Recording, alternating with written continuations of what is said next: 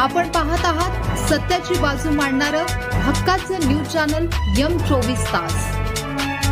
या बातमीपत्राचे प्रायोजक आहेत रेणुका माता ज्वेलर्स अँड ड्रेसेस कुरळ। सण समारंभ आता तुमचं सौंदर्य खुलणार अधिक खास, कारण रेणुका माता ज्वेलर्स व ड्रेसेस घेऊन आले तर शुद्धता आणि फॅशनचा अनोखा संगम। आमच्याकडे मिळतील 100% शुद्ध हॉलमार्क प्रमाणित सोन्याचे आणि चांदीचे आकर्षक दागिने, लग्न सराईसाठी खास डिझाईन्स आणि पारंपरिक दागिन्यांचा अफाट खजिना। इतकेच नाही तर महिलांसाठी खास डिझायनर ड्रेसेस, साड्या आणि लेटेस्ट फॅशनचे रेडीमेड कपडे एकाच छताखाली, दागिनेही आणि फॅशनेबल कपडेही। आमचा पत्ता रेणुका माता ज्वेलर्स ड्रेसेस, वशी कुरप रोड, कुरप, तालुका वाळवा, जिल्हा सांगली। मग वाट कसली बघताय? आजच भेट द्या रेणुका माता ज्वेलर्स व ड्रेसेस, विश्वासार्हता आणि परंपरेचे दुसरे नाव।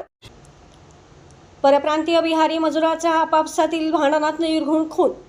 सांगली शहरातील जुनी धामणी स्मशानभूमीजवळ कृष्णा नदीकाठी सुरू असलेल्या संरक्षण भिंतीच्या बांधकाम ठिकाणी काम करणाऱ्या बिहारमधील एका मजुराचा निर्घृण खून झाल्याची घटना उघडकीस आली आहे। विनायक कुमार बालेश्वर चौधरी, वय 22, राहणारे झकरा, चंपारण, बिहार असे मयताचे नाव आहे। मिळालेल्या माहितीनुसार मयत व आरोपी सोनू कुमार नाथू सहानी, वय 22, राहणारे बिहार, हे दोघे यापूर्वी कोल्हापूर जिल्ह्यातील आलास येथे एकाच ठिकाणी काम करत होते। सुमारे 1 महिन्यापूर्वी काही कारणावरून दोघांमध्ये वाद झाला होता। त्याच वादाचे रूपांतर पुढे रागात झाले। दरम्यान सांगलीतील जुनी धामणी परिसरात संरक्षण भिंतीच्या कामावर असताना दारूच्या नशेत हा वाद पुन्हा उफाळून आला। रागाच्या भरात आरोपीने धारदार शस्त्राने हल्ला करून मयताच्या गळ्यावर वार करत त्याचा खून केला। ही घटना सांगली ग्रामीण पोलीस स्टेशन हद्दीत घडली असून माहिती मिळताच संबंधित पोलीस अधिकारी व अंमलदार घटनास्थळी दाखल झाले।